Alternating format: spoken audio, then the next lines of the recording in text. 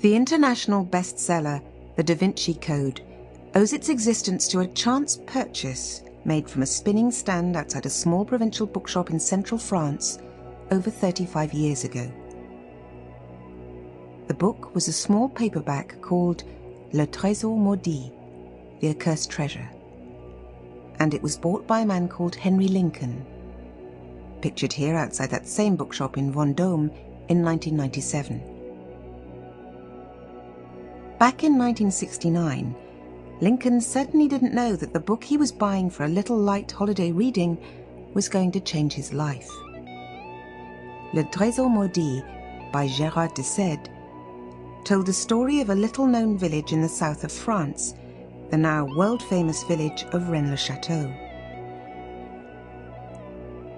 At the end of the 19th century, so the story went, the priest of this tiny hilltop village in the foothills of the Pyrenees discovered some parchments hidden in his church. Almost overnight, it seems, his life of extreme poverty changed to one of extraordinary wealth. The discovery of the parchments had apparently led him to a lost treasure, the accursed treasure of the title.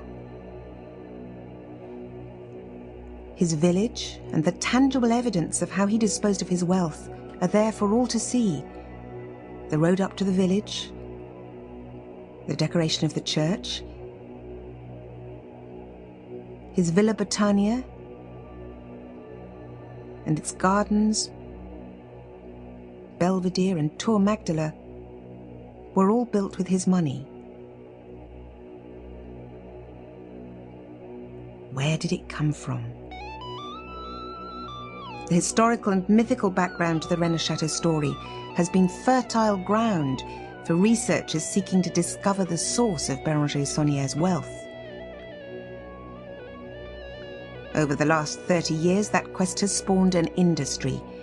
Countless books, films, and documentaries have attempted to explain the mystery.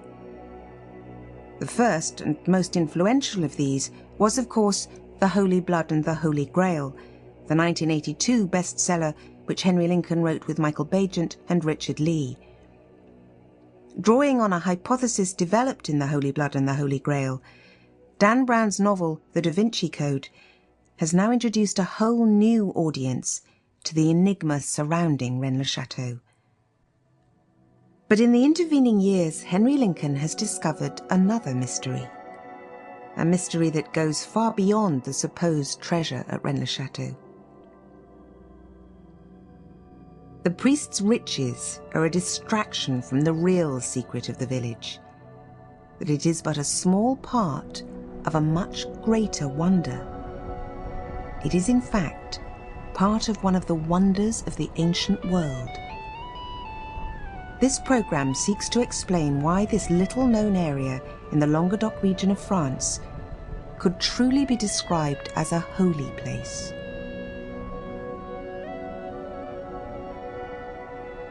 In fact, the true mystery isn't confined to Rennes-le-Chateau, but has echoes elsewhere, and is expressed in perfect form on a tiny island in the Baltic Sea. These discoveries at Rennes-le-Chateau and on the Danish island of Bornholm are extraordinarily challenging, and they pose new questions about our ancient ancestors, their motivations, their skills, and their knowledge.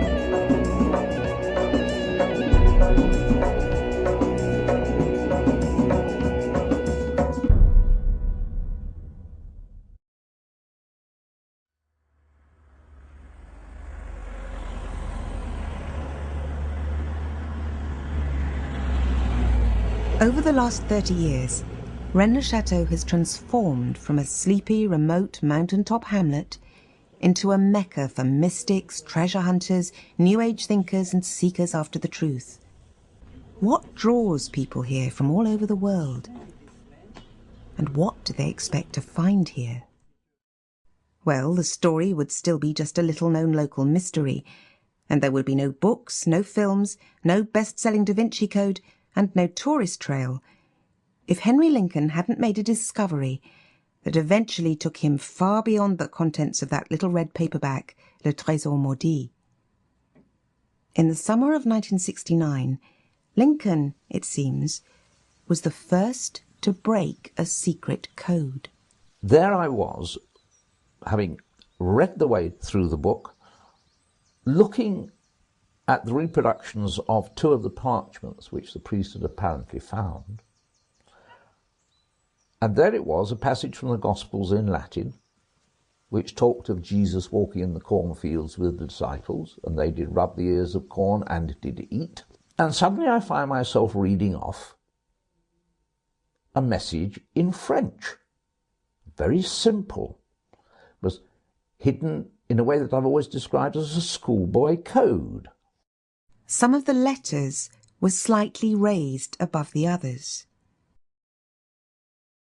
When these were picked out, the hidden message was easily readable. It was so easy to find. And it simply said, "This treasure belongs to Dagobert II, king, and to Zion, and he is there dead."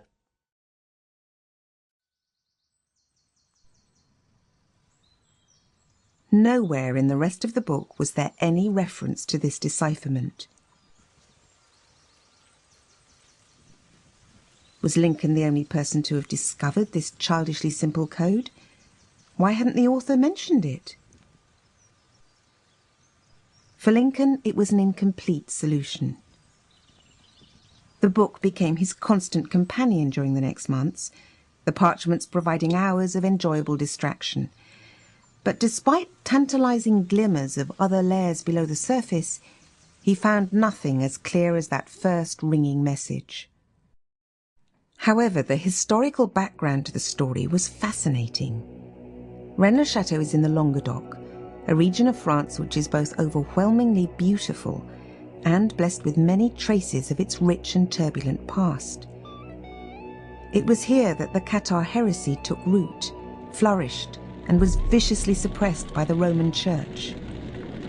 In these mountains, the Knights Templar, proud warrior monks, established castles and commanderies. Arab invaders, Visigothic hordes, crusading armies, all passed this way. Behind the story of this 19th century priest and his discoveries lay centuries of fanaticism, faith and suffering, a complex and bloody history which was almost unknown outside France. To Lincoln, a television scriptwriter, the subject seemed made for a TV documentary. At that time there was a series being done by the BBC called Chronicle, which dealt with subjects of historical and archaeological interest. And I thought it would be a good subject for them. So I took it to the producer and he agreed. 2 years later, in 1972, the BBC aired Lincoln's first television documentary. And that programme, The Lost Treasure of Jerusalem, which told the story of the priest Béranger Saunière and his little village of Rennes-le-Chateau, was the first that anybody outside France had ever heard of this extraordinary story. But it wasn't the last. The public reaction was so strong that in the decade that followed, Lincoln made 2 more films for the BBC, The Priest, the Painter and the Devil in 1975, and The Shadow of the Templars in 1979.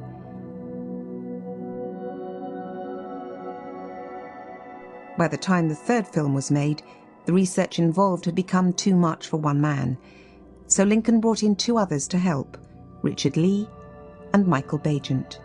And the three of us began to research in more depth and cover much more ground what the story was all about. And that led eventually to the hypothesis, which we presented in a book published in 1982, and which was called The Holy Blood and the Holy Grail. Now, it seemed very much a case that that book touched a nerve back in 1982, part of the zeitgeist, if you like, and it created a huge reaction. It became a bestseller immediately. We were on the front pages right around the world because we had developed an hypothesis which appeared to explain all the background to this apparent treasure story. The book became as huge a publishing phenomenon as its fictional offspring, the DaVinci Code, was to do some 20 years later. It was back in 1972, while he was making the initial BBC film, that Lincoln received the first hint that this was something more than just a treasure story. As part of his research, he travelled to Paris to meet Gérard de Sède, author of Le Trésor Maudit. One of the first questions I asked him was, why didn't you publish the hidden message in the parchments? And he said, what message? That struck me as being a very curious response, because I thought he must know it was there. And if he knew it was there, then he'd know that I knew it was there. So we fenced around this for a little while. And eventually we got to the point where we both knew that we were talking about the same message. So I repeated the question, why didn't you publish it? And he said, because we thought it might interest someone like you to find it for yourself. Well, that was an extraordinary response. I thought I was dealing with a simple little treasure hunt story set in a village. And yet suddenly there was a we in the background who thought it might be of interest to someone like me. There was something odd in the background, and I could sense it from that moment on. It would be another 7 years before Lincoln discovered the identity of that we in the background. It was the now infamous Priory of Zion. Lincoln's researches seem to suggest that the source of Béranger Saunier's wealth wasn't gold or treasure, but a secret of such significance that those protecting it would go to any lengths to safeguard its existence. All the clues, all the arcane twists and turns, the hidden codes, effaced tombstones, secret documents, paintings and statuary, the elements that sparked the imaginations of the BBC Chronicle audience through 3 films, suggested that there were people in the background who knew a great secret and were taking enormous pains to protect it. Yet at the same time, they seemed to be deliberately placing obscure hints to draw attention to its existence. Is the Priory of Zion a genuine secret society, an organisation hidden in the background and manipulating affairs? Well, there's no way of knowing. One of the key things about a secret society is that it's secret, and so we don't know what they know. All that we know is that an organisation surfaces in the 1950s, calling itself the Priory of Zion and lodging its statutes with the authorities in Annemasse. So before that registration in the 1950s, we have no certainty about this organisation at all. We only have what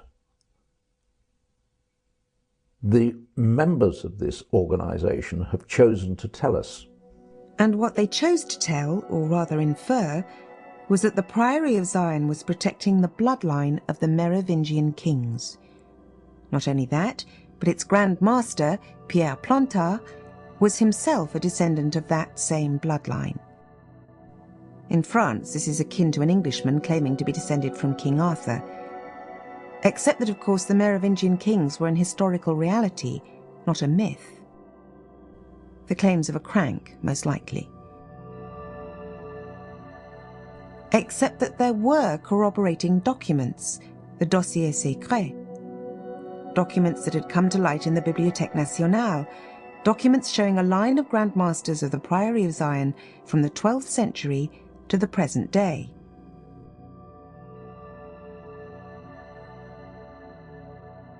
Fate, surely. Except that when researched by Lincoln, Baigent and Lee, it was found that each of the seemingly unrelated names on that list was subtly connected in ways which would require a very deep knowledge of European history for anyone to manufacture. Nothing was ever straightforward, nothing could ever be proven, and yet a trail of tantalizing clues and convoluted pathways pointed to something being protected, something being preserved down through the ages.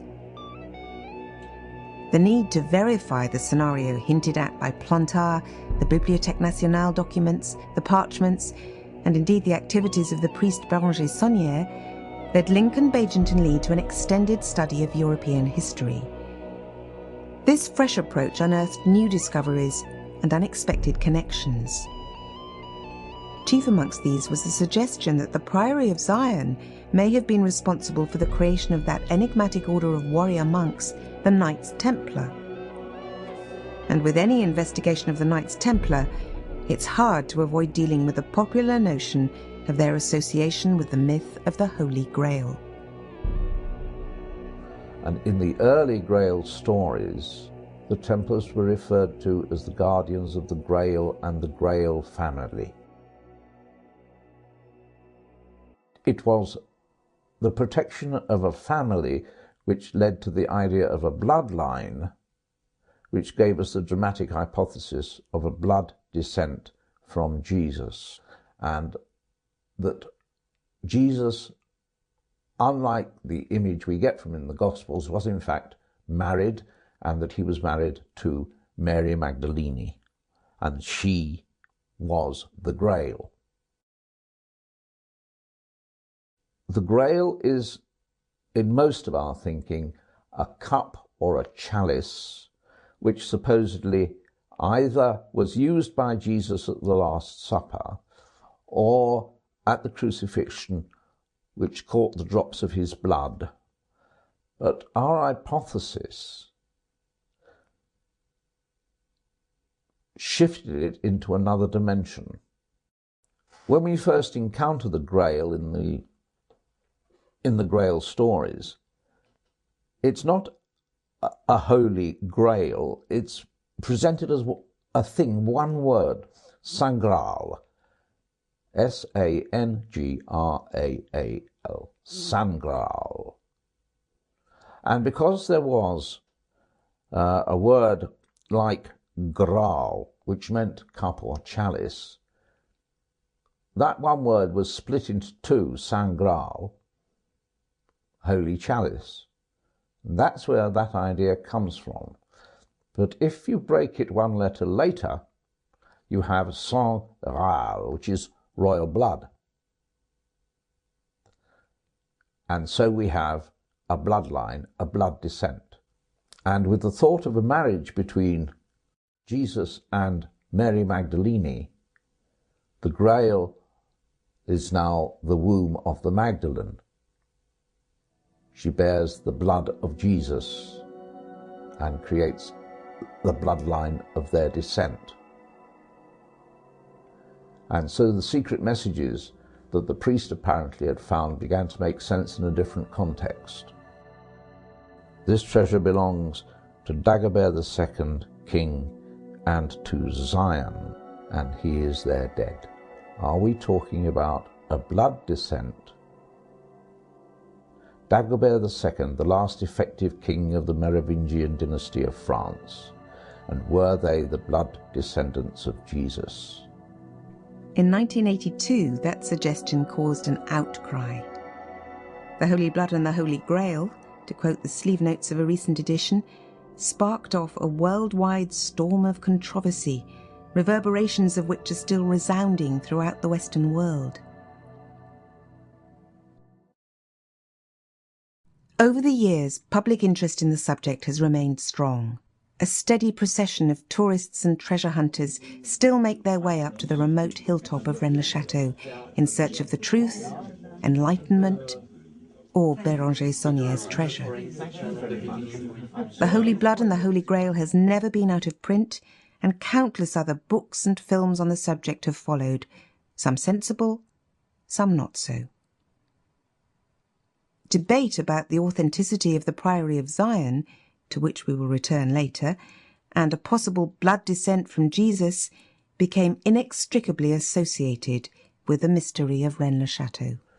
And we come to 2002, 20 years later, when a thriller is written called the DaVinci Code, which picks up the hypothesis from our book and turns it into a thriller. Although the first character we meet in Dan Brown's novel, the curator of the Louvre Museum, is named Saunier after the real-life priest of Rennes-le-Chateau, the village itself doesn't feature in the story. Instead, we're treated to a breathless chase from France to Scotland, visiting 4 major historical locations on the way: the Louvre in Paris, the Temple Church and Westminster Abbey in London, and Rosslyn Chapel near Edinburgh. All these sites have experienced the benefits and the problems of vastly increased visitor numbers since the publication of the DaVinci Code. But despite its absence from the novel, Rennes-le-Chateau has also had its steady stream of tourists turned to a flood, as readers realise that the source of the Da Vinci Code theme lies here, in the foothills of the Pyrenees.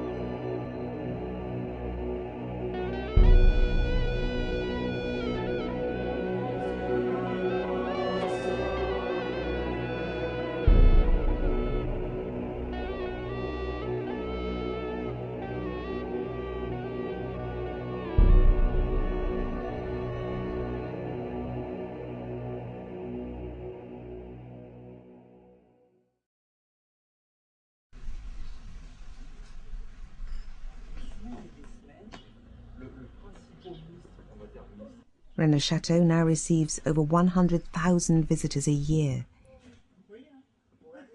The isolated village community that Henry Lincoln first visited over 30 years ago has changed. In 2004, 5 years after his last visit to Rennes-le-Chateau, Lincoln saw for himself the effect that the Da Vinci Code phenomenon was having on the village that he made famous. When I first discovered the story of Rennes-le-Chateau back in the late 60s, almost nobody had heard of the village, and outside France nobody at all had heard of it. The story just existed as an account of a priest finding a treasure. So when I first stumbled onto it, the village was a little lost, remote peasant hamlet on the top of a mountain, peaceful. Now there's a place to park coaches. There are gift shops, bookshops, postcards, gifts. Rennes-le-Chateau is now a managed site. The church is only open at certain times.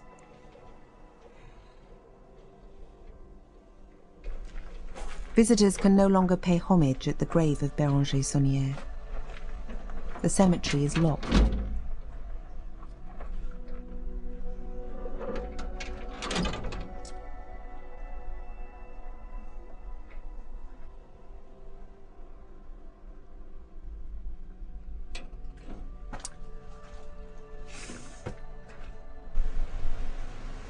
Saunière's body has been exhumed and transferred to a new memorial in the presbytery garden. You have to pay to get in here.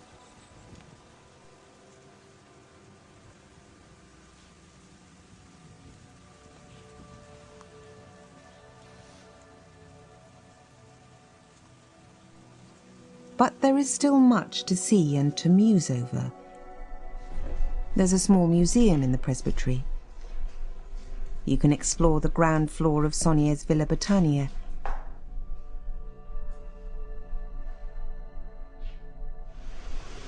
Walk along the Belvedere and climb his library tower, the Tour Magdala.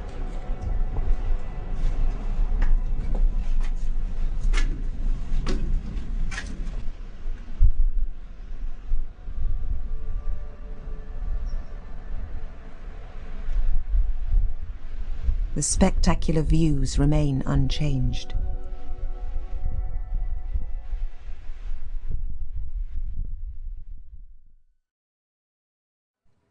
People come here for many reasons.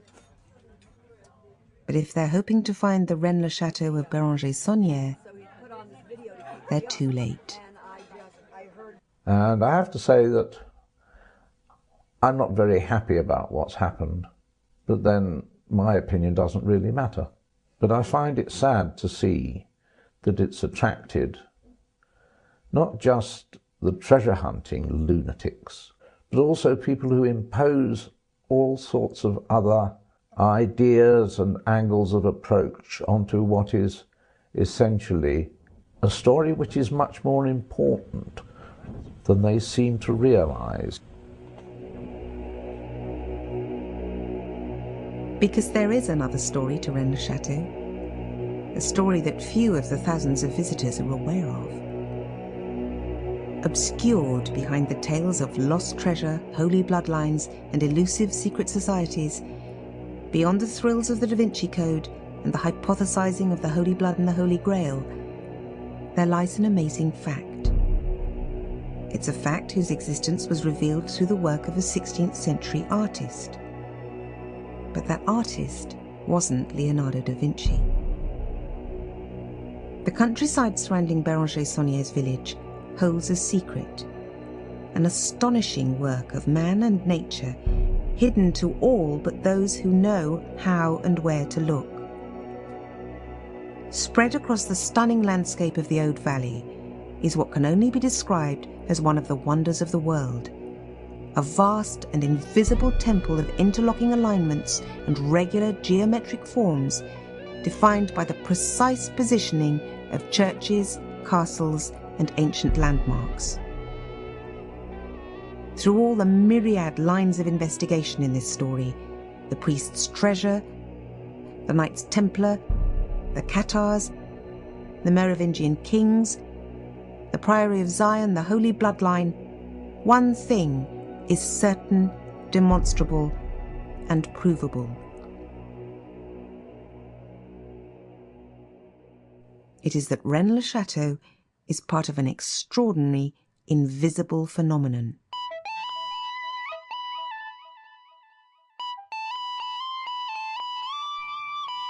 The real treasure in this story is neither gold, nor silver and diamonds, nor even the Holy Grail.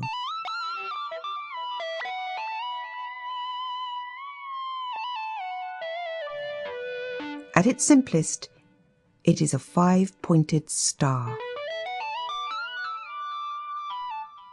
A pentacle. And at one point,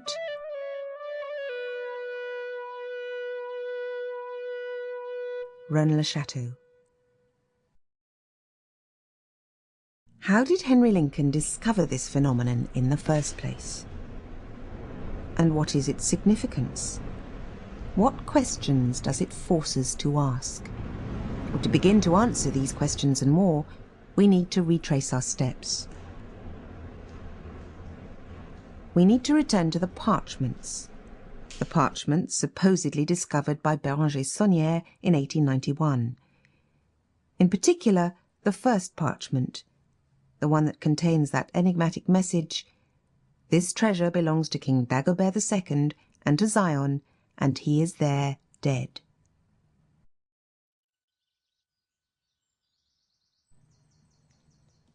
In preparation for the first BBC film in 1971, Lincoln spent much time contemplating the parchments. No matter where they came from, unquestionably they contain messages. But having dealt with those, I continued to look at them, and there were lots of unanswered questions, even though we'd got the secret messages out of it. What we'd got were things like, why are there 3 crosses dotted amongst the text? The obvious question was, what happens if lines are drawn to connect the crosses? Well, that question is immediately rewarded as a line from this cross to this traces out a word from the intersected text. That word is Zion. So the right questions are being asked. What next? Drawing a line to the other cross doesn't produce a significant result, yet the clear message from the first line is that the crosses are significant. What about the small triangular design in the upper left-hand corner? The upper face of this little triangle lines up with the cross on line 4, the lower face with the bottom of the first line. The connection of these 2 crosses produces this line. Inspired by a design which was said to have been inscribed on a stone found 2 miles from Rennes-le-Chateau, Lincoln played with the idea of a similar design being present in the parchment. There is no cross or mark to indicate the necessary line, but Lincoln was convinced that the creator of this parchment was playing a subtle game. He noticed that this A is oddly detached, the only isolated letter in the text, and that the exact midpoint of this line falls in that gap. The choice of this point is confirmed when a circle centred here not only naturally passes through these points on the triangle, but also passes through the cross in line 7. Choosing that point to create this line was further confirmed as correct when it's seen that the point created here is exactly equidistant from the first 2 crosses. The circle is indicated. And now the little design in the corner makes sense. The circle creates 2 more points of intersection, which when joined, produce this. In 1971, when Henry Lincoln found this hidden pentacle, the story of Rennes-le-Chateau was still rooted in the mystery of a buried treasure. It didn't mean anything to me at the time when I found it. It's important to remember that I wasn't looking for anything specific. I was merely asking myself, what is there? The second parchment is just as important in the whole story as the first. In 1971, Lincoln's interpretation of the message in the first parchment and a foray into the history of the area surrounding Rennes-le-Chateau had provided him with enough material for a short 20-minute film. Out of the blue, de Sède, who'd been in contact with Lincoln during the filming, now sent him a decipherment of this second parchment. The hidden message is in French. In English, it reads, "Shepherdess, no temptation, that Poussin Teniers hold the key, Peace 681, by the cross, and this horse of God I complete, this daemon guardian, at midday, blue apples. Utterly meaningless on the face of it. But there was one tenuous link to a part of the story that hitherto had seemed insignificant. In Le Trésor Maudit, de Sède had reported that Saunier had originally taken the parchments he found to Paris to be examined by experts. Before returning to his village, he'd visited the Louvre Museum, where he'd bought reproductions of 3 paintings: The Shepherds of Arcadia by Nicolas Poussin, one of Tenier's paintings of St. Anthony, and a portrait of Pope Celestin V. Here was a definite clue. Shepherdess, no temptation, that Poussin Teniers hold the key. Why had Saunier purchased paintings by the 2 artists mentioned in this decipherment? What was the link? At the time it wasn't clear which painting by Teniers had been purchased by Saunier, but there is only one Shepherds of Arcadia, Les Bergers d'Arcadie, by Nicolas Poussin. 3 shepherds and a shepherdess looking at a tomb, in what I was told was a fictional landscape, an imaginary tomb in an imaginary landscape. 2 of the shepherds point out the enigmatic phrase inscribed on the tomb, Et in Arcadia ego. And with this phrase entering the tale, suddenly yet another part of the story began to make sense. This slab, now in the museum at Rennes-le-Chateau, originally lay on the grave of Marie de Blanchefort, who died in 1781.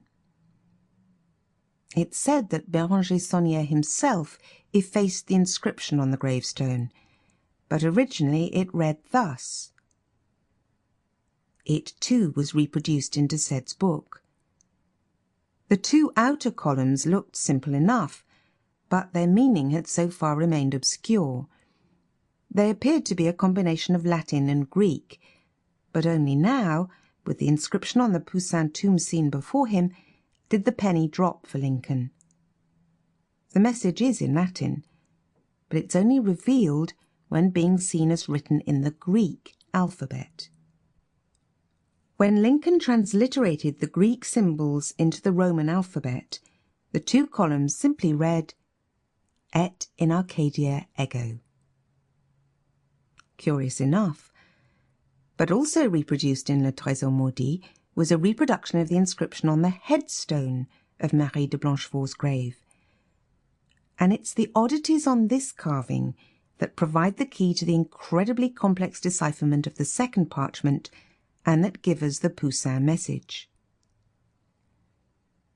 Already the simple story of a priest, some parchment and a mythical treasure seemed to be taking on a new dimension and depth. But then something else happened. Something that would elevate the story of Rennes-le-Chateau beyond the little 20-minute TV insert first intended. Some photographs arrived in the post, again sent by de Sède. The photographs were of a tomb nestling in a pastoral landscape. But what was stunning was that the scenes seemed to be identical to the one depicted in the 17th century painting by Nicolas Poussin. De Sède also revealed that the scene in the photograph was easy to find, a mere 4 miles along the road west from Rennes-le-Chateau, near a village called Arc. It was quite an extraordinary moment to drive along the road and see it in reality.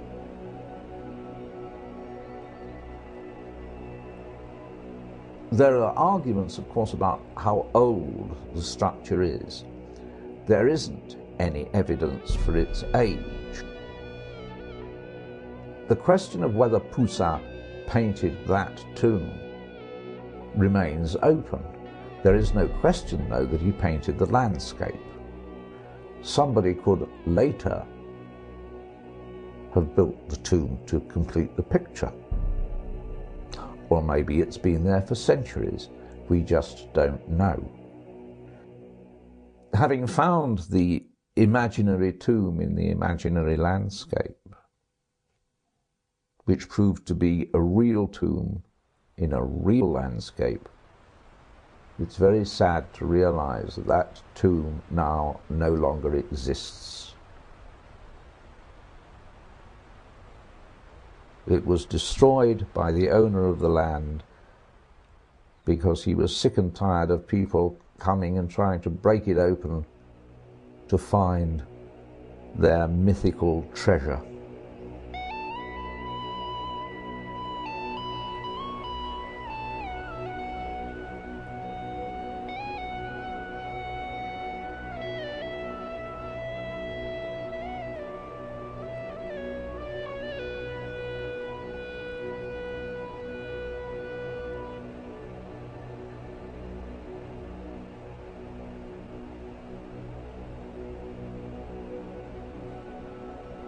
But nothing can alter the landscape or the scene depicted by Poussin. Clearly this painting was important in the trail of clues which was now being uncovered. Did the Shepherds of Arcadia itself contain clues? Why had Béranger Saunière bought a copy of the painting from the Louvre? Could this canvas reveal the secret of Saunière's wealth? Did it indeed hold the key? Although Rennes-le-Chateau, Blanchefort, Cardoux, and the Rock of Toustoun are clearly represented in the painting, the skyline descends in the centre, whereas in reality it climbs higher. Lincoln wondered if Poussin had originally painted the rising hillside and then later decided to change it. The question was easily resolved by having the Louvre Museum provide an X-ray of the painting. Disappointingly, the radiogram didn't reveal a painted-over hillside. But in studying the painting, Lincoln was becoming attuned to its details, and he noticed an anomaly. In the X-ray, the underpainting beneath this shepherd's wreath is visible, and here it can be seen that the line of the tomb is painted on top of the staff. In other words, the shepherd's staff had been painted before the tomb. Lincoln thought it odd that a foreground item should be painted before its background. What was important about the staff that it should be placed first? Having had his attention drawn to the staff, he was curious to see what else could be said about it. Well, it's divided by the shepherd's arm. But more than that, it is precisely divided in two by the shepherd's arm. These two distances are exactly equal. And this is the same distance as this, and this, and this, and this. This seemed a significant discovery. The repetition of a fixed measure throughout the canvas suggested an underlying structure, where a seemingly relaxed and fluid depiction of a natural scene was in fact being dictated by rigid rules. Expert help was needed, and this was sought from Professor Christopher Cornford of the Royal College of Art, who'd made a particular study of the geometrical composition of paintings. He'd already analysed another work of Poussin's in this way, and he agreed to do the same with the Shepherds of Arcadia. The outcome of this study was startling to Cornford, because in this painting Poussin had structured the image not only using a technique which, as expected, conformed to the presiding Renaissance philosophy, but he'd also simultaneously employed an archaic Masonic geometric system which had been known to the ancient Egyptians. This technique should not have been present in a 17th century painting, and yet here it was, a masterpiece based on an ancient and mystical form, the pentacle. Now, to say that Professor Cornford was surprised is a little bit of an understatement. What my reaction to it was, because suddenly again, this five-pointed star image had raised itself. I'd found it in the parchment, and now here it was in the painting, and it didn't seem to have any significance whatsoever. It was a long time later, when researching other aspects of the story and asking other simple questions, why was the church dedicated to Mary Magdalene, that we discovered that Mary Magdalene was regarded as the medium of a secret revelation. And she had been given as her symbol in the heavens the planet Venus.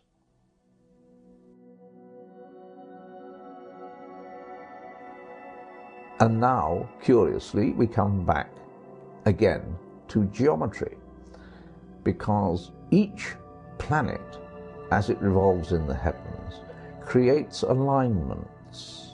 There's only one planet which creates a regular figure in the heavens, and that planet is Venus, the Magdalene, and the design which she draws in the heavens is again the five-pointed star.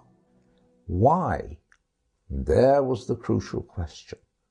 Why was the five-pointed star appearing again and again in this story? What possible significance could it have? Professor Cornford knew that Lincoln was seeking the answer to a puzzle and was aware of some of the background to the story. In concluding his report on the painting, he made the following unexpected suggestion. Would it be worthwhile testing the map for the presence of pentagonal angles and vectors? Look for geometry in the landscape.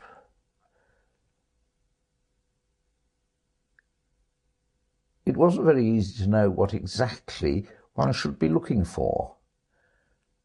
Looking for a pentagon in the landscape didn't seem to be a very simple thing to do, but it occurred to me that a pentacle was made up of 5 overlapping triangles, and I wondered if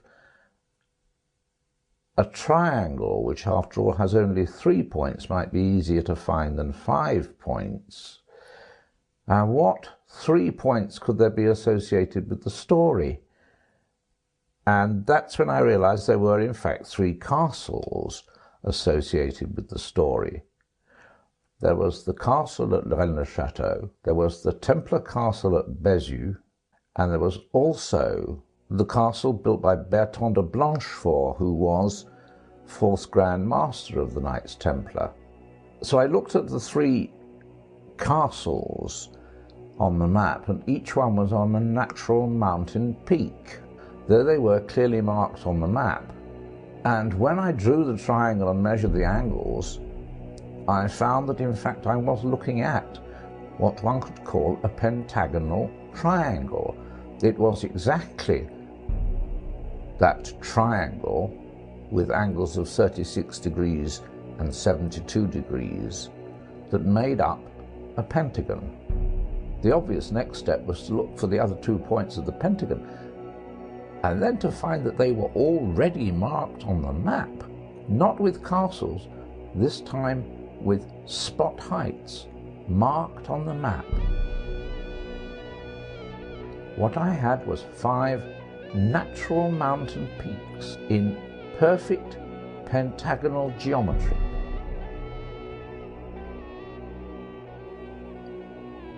Now that was extraordinary.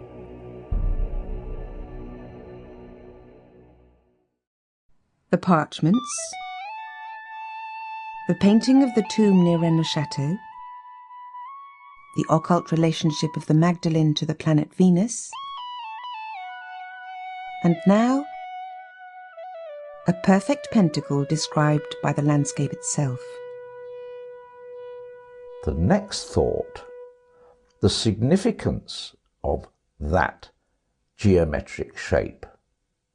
After all, it doesn't matter if we, with our 21st century skepticism, adopt the attitude, well, so what, it's just coincidence, what does it matter? If this was noticed in the past, and remember, We must look at this story in the way that our ancestors looked at it, and not the way that we look at it. For them, that would have been a staggering, God-given geometry. In the third of the BBC films made 4 years later, Lincoln was able to explore that idea. The Shadow of the Templars, the last of Lincoln's BBC films, was broadcast in 1979. And David Wood, one of the viewers of that programme, who was a skilled and trained cartographer, was intrigued by the idea, and he, knowing about cartography, looked at it and in his own way then found additional geometry. As already mentioned, one of the main source documents that supposedly helped to establish the credentials of the Priory of Zion was the Dossier Secret, an assortment of papers deposited in the Bibliothèque Nationale during the late 1950s. Many other obscure pamphlets and papers relating to the Rennes-le-Chateau story were deposited around the same time, and among these was a small booklet called Le Serpent Rouge. Following a line of clues he detected in the text of this work, David Wood examined the sunrise line as seen from Rennes-le-Chateau on the 22nd of July, feast day of Mary Magdalene. It was said that on that day the sun is seen to rise directly over Blanchefort. When he drew this line on the map, Wood found that it passed precisely through the church in the village of Arques.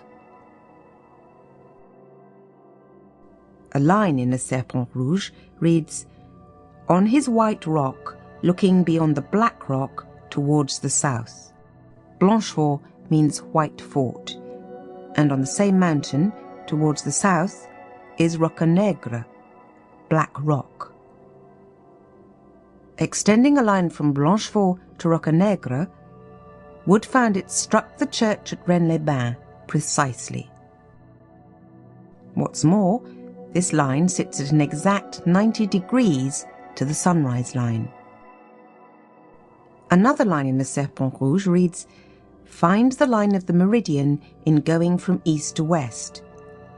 The Paris meridian, which was only replaced by the Greenwich meridian in 1884, passes Wood's sunrise line between Blanchefort and Arques. The angle between these two lines is 72 degrees, the base angle of a pentagram. Again following clues in the booklet, Wood measured the distance between Arques and Rennes-le-Chateau and divided it into 6. The second division from Arques along the sunrise line fell exactly on the Paris meridian, and he saw that the distance from Rocanegre to Rennes-les-Bains was identical to one of these divisions. The Poussin tomb is here. Knowing the importance in the story of the tomb, Wood looked for a possible connection with the structure that was emerging. He drew a line from the tomb through the intersection of the meridian and the sunrise line and discovered that it too hit Rennes-les-Bains church. Wood's next move may have been a lucky guess, but seeing that the church at Rennes-les-Bains was significant to the design, he sought a reiteration of the distance to Rocanegre along this latest line and marked it off. His trained eye then spotted something extraordinary. To confirm what he seemed to be seeing, he traced a circle round this point using the distance to Rennes-le-Chateau as the radius measure. This circumference exactly marks off the castle of Custosa, Serre Castle, the point of intersection of the Paris meridian and the sunrise line, Les Toustoun, the prominent outcrop that can be seen in Poussin's painting, the church at Bougarache, and the church of Saint-Just-le-Bézou. But Wood was on the hunt for a pentacle. Marking off the essential 36-degree angles within the circle, produced this. An astounding discovery. For David Wood, this was the start of a line of inquiry that would eventually result in the publication of his own book, Genesis, in 1985. From my point of view, when David Wood contacted me and told me that he had this additional level of geometry, was the first indication that I had had that there was anything beyond the 5 mountains. And I realized that his discovery left to one side that original discovery, my pentacle of mountains, which had led him to it. I realized that I had to put the two together, and as soon as I put the two together, I realized that they were interlocked and that the whole thing was much bigger than he had expected. In fact, the whole phenomenon was much bigger than even Lincoln expected. For Rennes-le-Chateau wasn't the only place to be revealing its geometric secrets. 1,000 miles away, on the tiny Danish island of Bornholm in the Baltic Sea, a journalist and filmmaker named Erling Haagensen had become intrigued by the unusual round churches which are found there. Well, you see, I am born at Bornholm, and I had spent some time in Copenhagen studying at the university. I've always been interested in the connection between science and religion. There used to be a connection. There isn't that very much anymore. And coming back to Bornholm made me interested in the medieval churches on this island. And I thought, since there are 4 round churches on this little, actually squared island, it might not be totally stupid to think that there could be an overall plan placing these 4 round churches. Since they are so geometrical in their shapes, they have squared towers and everything, so there is a lot of also symbolic things connected to the architectural geometry in these churches. Østerlars, Olsker, Nyke, and Nylars. 4 completely unique round churches amongst the 15 churches that serve the community of Bornholm. So I thought there might be the possibility that there were an overall idea in placing them. And I looked at that, and at the first glance there isn't anything, not at all. Then I discovered that, well, when you have 4 churches, you don't have that very many lines to draw between them, so there are a limited number of lines that you can look into. And the interesting part of that was that 2 of these lines formed a very accurate 30-degree angle. The 30-degree angle is part of the formation of a regular 6-sided star. Could this small hint be indicating the presence of hexagonal geometry? The controlling feature of sacred geometry is the circle. If a circle could be found, then maybe that could be the key to revealing any underlying pattern. The largest of the round churches is Østerlars. Using this as a centre, Haagensen tentatively marked out a circle on the map using the distance from Østerlars to Nylars as the radius. This immediately produced a fascinating result. Exactly on the same circumference is the church of Rutsker. Well, this could of course be a coincidence, but then there is a particular aspect of Erling Haagensen's investigations that significantly reduced that chance. It just so happens that the official Danish Institute for Map Production have used the spires of the 15 churches on Bornholm as trig points. This means that the exact coordinates of the churches had already been meticulously calculated. The relative positions of the churches had been pinpointed to the millimetre. Already, Haagensen was able to say that not only did a circle drawn on a map hit on these 2 points, but that the distance from Østerlars to Nylars was 14,250 335.585 metres, and the distance from Oosterlaas to Ruska was 14,335.71 metres. That's a difference of no more than 12 centimetres, or just under 4 3/4 inches, over a distance of about 9 miles.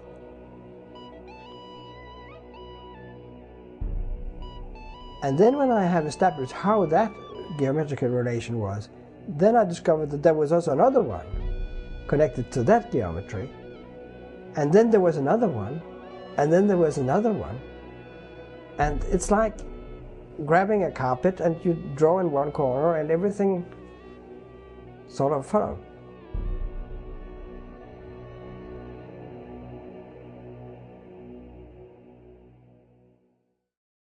Meanwhile, Henry Lincoln was also discovering that there was more to the geometry of Rennes-le-Chateau than he'd thought. Seeing that his original pentacle of mountains and David Wood's pentacle of churches were not unconnected patterns, but were in fact exquisitely locked together, Lincoln began to look further. An amazing picture began to take shape. Extensions to and validations of the original pentacle abounded. Castles, churches and other landmarks lined up in abundance to confirm the existence of a deliberately structured landscape hidden in the Aude Valley. Could it be coincidence? Yes, that is absolutely true. The sort of people who approach it in this way seem to think that I don't realise that. Of course, you can develop geometric designs if you just join points. There is a distinct difference with the geometry which we have at Rennes-le-Chateau. The distance from one point of the Pentacle of Mountains to the opposite intersection is 2 miles, 1,618 yards. The distance from Rennes-le-Chateau Church to Rennes-le-Baigent Church is 2 miles, 1,618 yards. From Rennes-le-Chateau Church to the Church of Compagnie-sur-Aude is the same, as is the distance from the churches of Antignac and Roquetaillard, Creux and Bourriège. It is the radius of David Wood's circle of churches. In fact, it's the distance between all these significant points in the area. But earlier, David Wood had found another measure which governed his pentacle of churches. The measure that the sunrise line divided 6 times into, that was half the distance from Arques to the intersection of the Paris Meridian line, that was the same distance from Roccanegra to the church at Rennes-les-Bains, that defined the position of the centre of his circle of churches, was a precise and known measure. David Wood was the first to stumble on it, and I don't know that he saw any significance in it. He certainly doesn't seem to have talked about any significance in the fact that the unit of measure was the English mile. Amazingly, the English statute mile is present everywhere within the geometry of Rennes-le-Chateau. All these distances between significant points are exact numbers of miles and half divisions of a mile. I don't sit down and set out to look for something. I look to see what is there, and I keep an open mind. An open mind is a precious gift, and it's something that I do try to adhere to.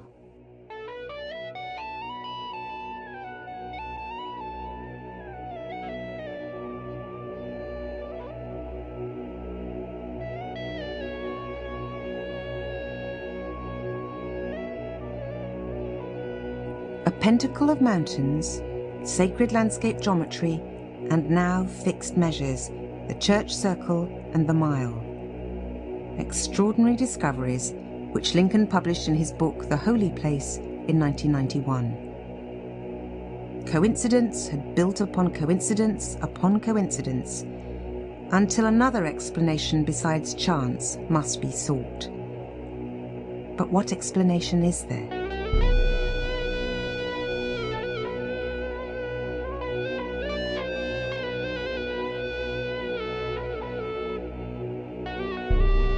One inescapable suggestion is that some people in the distant past may have had a far deeper knowledge and a far higher level of surveying skill than we in our modern age are prepared to give them credit for.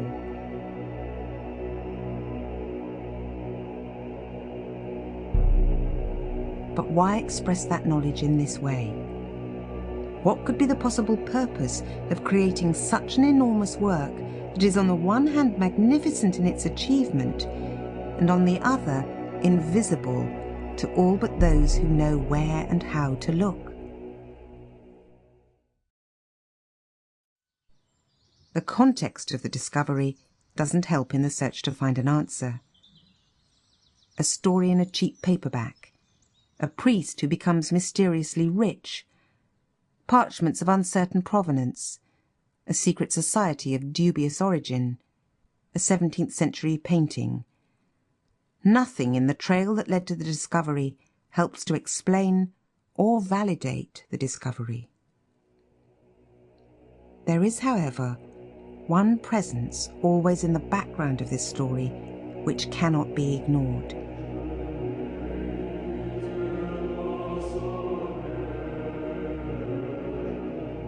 An historically real and ancient organisation that at one time had money, power, influence, and, it said, sacred knowledge.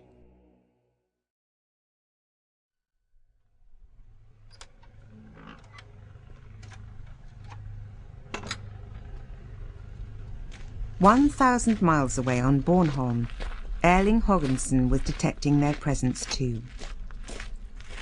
Historically, round churches have always been associated with the Knights Templar. And in the 12th century, at the time they were built, Denmark's links with the order were surprisingly strong. The Danish Archbishop of Lund between 1137 and 1177 was Eskil. He was a good friend of Bernhard of Clairvaux, who was the protector for the Templars. And the grand chapter of the Templars were in Clairvaux at the time where Eskil were down there for 7 years. He was actually down there in many occasions. And he spent 7 years down there at the time where we can see from historical records that they actually made plans for the Crusades in Baltic. And Templars, of course, and Crusades, they are closely connected. In particular, when we talk about supply for a fleet, which was this crusade had to do with conquering the Baltic countries there, the Estland, Letland and Lithuania. And Denmark was in charge of that, or became in charge of that after this meeting in Clairvaux together with Eskil and the Pope Alexander III. So we can see there is a very, very close connection to that area, which actually is the heart of the Templars at the time. Yeah, well, when I first had the thought that there could be a Templar link between Bornholm and this knowledge, I thought about that if the Templar were involved and had done these churches and had then connected that with geometry, it was not unlikely that they could have done something like that somewhere else. And then I remembered the television program that Henry made and thought that there might be a good possibility that they have done it down there in the area of Rennes-le-Chateau. And I thought I would contact Henry Lincoln and tell him that. So I contacted him, I called his agent, and eventually the agent had talked to Henry, and we talked then over the phone, and I said to him, I think if you look down there at the churches, you might find that they are connected in a geometrical pattern. And there was a pause, and then he said, did you read my book? And I said, yes, because at that time I had with great interest read the Holy Grail, and I thought that was what he meant. But then it turned out he didn't mean that one. He meant another one that he has just recently published, a book that was at that week going to be published in France called The Holy Place. It was the Knights Templar that seemed to tie together the geometry of Rennes-le-Chateau and the geometry of Bornholm. The two lines of research were drawn into one when Lincoln and Haagensen began to work together. Their collaboration produced a series for television in 1992, which was broadcast as The Secret of the Templars, and in 2000 their book, The Templars' Secret Island, was published. The authors explored the idea that the Knights Templar had been protecting a secret knowledge obtained in the Holy Land, and that for some reason in the 12th century they sought to express or preserve that knowledge in the landscape of Bornholm and Rennes-le-Chateau. Lincoln and Haagensen were also able to demonstrate the exquisite detail of the geometry on Bornholm and show not only the incredible accuracy of the positioning of the churches, but also that the geometry itself is both elegant and purposeful. Incredibly, the Bornholm geometry contains solutions to ancient mathematical problems.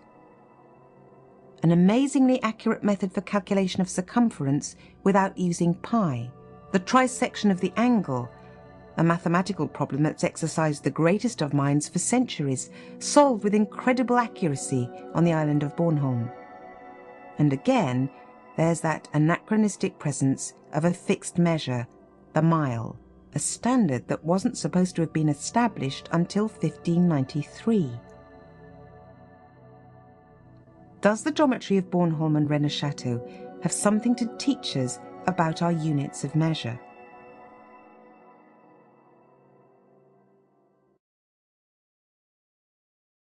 We know that in the 18th century, the metre was defined scientifically as being 1/10,000,000th of a quadrant of the Earth's circumference, the distance from the pole to the equator.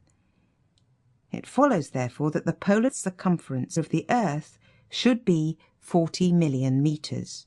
In fact, a small error was made at the time of calculation, and the actual circumference turns out to be 7,467 metres longer. What's astonishing is that there is a far more accurate relationship between the measurement of the circumference of the Earth and the mile than there is between that measurement and the modern metre. Along with the familiar yard and foot measures, there's another, often forgotten unit, the pole. 320 poles make 1 mile. 1 pole equals 198 inches. Take a closer look at these measures and you find a fascinating correlation. The diameter of a circle which has a circumference of 1 pole is exactly 63 inches. If you multiply this distance by 25 million, you reach a far closer approximation to the circumference of the Earth, 40,003,905 metres. Moreover, the easy division of 5 into this number suggests a measurement made in antiquity based on a pentagonal division of the Earth's circumference.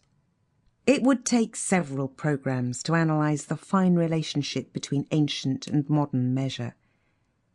However, investigating the measurement of the Earth provides conclusive evidence that the geometry on Bornholm was deliberately constructed. Although the positioning of these churches appears to be incredibly accurate, in some instances there is slight variation from theoretical perfection. Some of these anomalies have straightforward explanations. For instance, the church of Vestermarie stands 21 metres northwest of its predicted position in the geometry. But this church was rebuilt in the 1880s, and it can be seen from the architect's drawings that the altar of the old church was in exactly the right place to conform to the pattern. The Bornholm geometry contains a great 5-pointed star. Curiously, the eastern tip of this star doesn't fall on the church of Bodilsker, as it should in theory, but on the adjoining tower, precisely on this enigmatic and otherwise inexplicable stone on the southeastern face. The placement of the church at Olsker was a more puzzling inaccuracy. Olsker is not in the right place, Ulster is 223 feet and 11 inches from its theoretical position. The breakthrough here came when Haagensen began to look at the relationship of the Bornholm placements to the Earth's axis. The geometry not only has its own internal logic, but also the whole structure aligns perfectly with the 4 cardinal points. When the position of Ulster is calculated using the geometry of a curved surface, i.e. the surface of the Earth, as opposed to a flat map surface, it was found that the proper geometric position for Ulster is only 11 feet 9 inches from its actual centre. The whole of the Bornholm geometry is demonstrating not only the incredible skill of its constructors, but is evidence that they had an advanced and sophisticated knowledge of the curvature of the Earth and the means to measure it and place buildings upon it with incredible precision. And then, of course, you could wonder if it was at all possible at those times to make anything like that, anything that accurate. And the answer is that it very well might have been, because we can see that exactly down in that area of Clairvaux, and contemporary with Bernard of Clairvaux, there is a mathematician who gives lecture to his students, and his notes have survived, and we can see how he explains how one do this kind of measurement. It's very fascinating to see that our forefathers had capabilities that we maybe normally don't think they had. I mean, when you talk to people in general, they will tend to say that in the medieval time, people believed the Earth was flat. Now, if you read these lectures that Hugo of Saint-Victor was giving, you can see that they have a much more advanced knowledge. He described the sphere of the Earth very clearly to his pupils, and also describes how it's possible to measure it and all that. And from that he takes actually basic in a measurement done that much longer back from his time than he is from our time. So you can see that this knowledge goes far back in time. The geometry alone indicates the sophistication of the 12th century architects, but the churches hint at even more concealed purpose and design. The conical roofs are a relatively recent addition. Originally, the 4 round churches would have looked like this, with tiered ramparts. The generally accepted interpretation of the design is that they are defensive structures. But if the churches did have a defensive function, then their positions in the landscape were poorly chosen. These openings, sometimes described as arrow slits, are impractical. They'd be useless for that purpose in the event of an attack. So what could their true purpose be? Well, it can be shown that the slits and holes in the inner and outer rotundas of Oosterlaas at least are designed to observe the rising and setting of the sun at the summer and winter solstices. All the round churches have this inner and outer rotunda, and alignment of 2 gaps in the wall at this distance apart provides a very accurate way of defining particular points on the horizon. The evidence suggests that the churches of Bornholm could be a network of calendrical observatories joined together by a precise geometry that is in turn locked into the curvature and division of the surface of the Earth.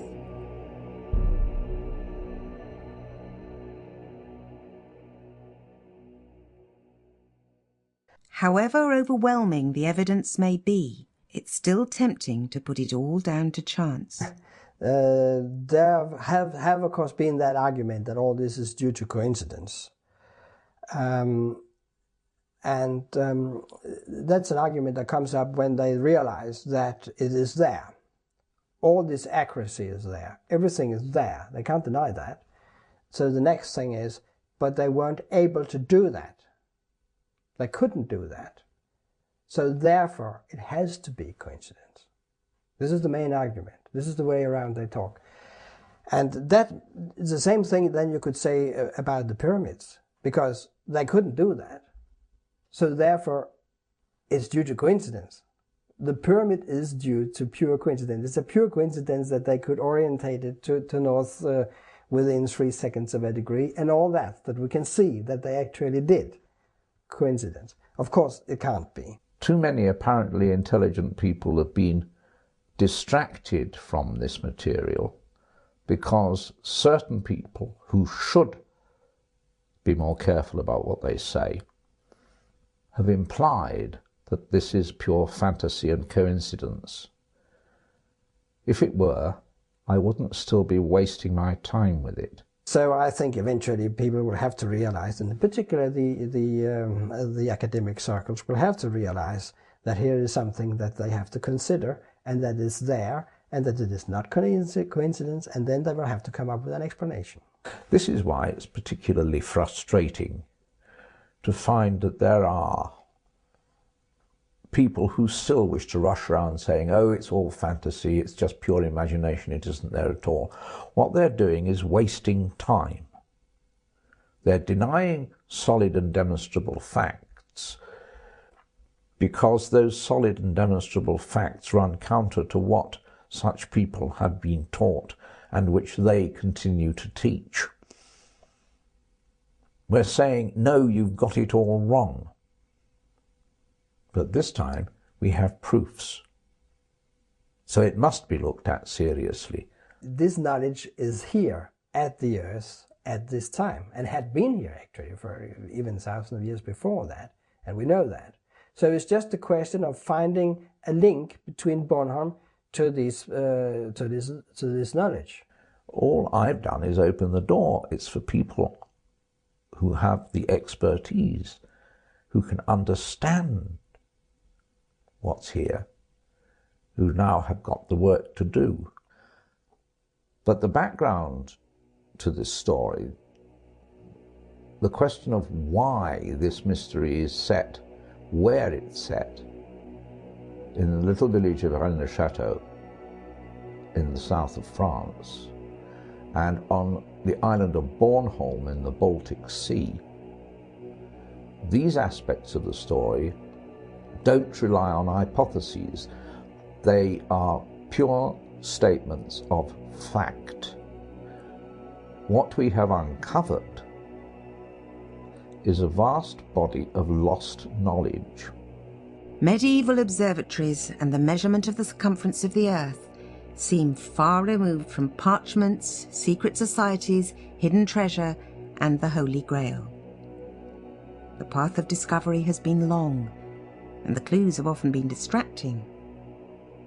We've travelled quite a distance from Dan Brown's novel, a thriller that begins with the brutal murder of a man named Saunière. Did the real Béranger Saunière find a treasure?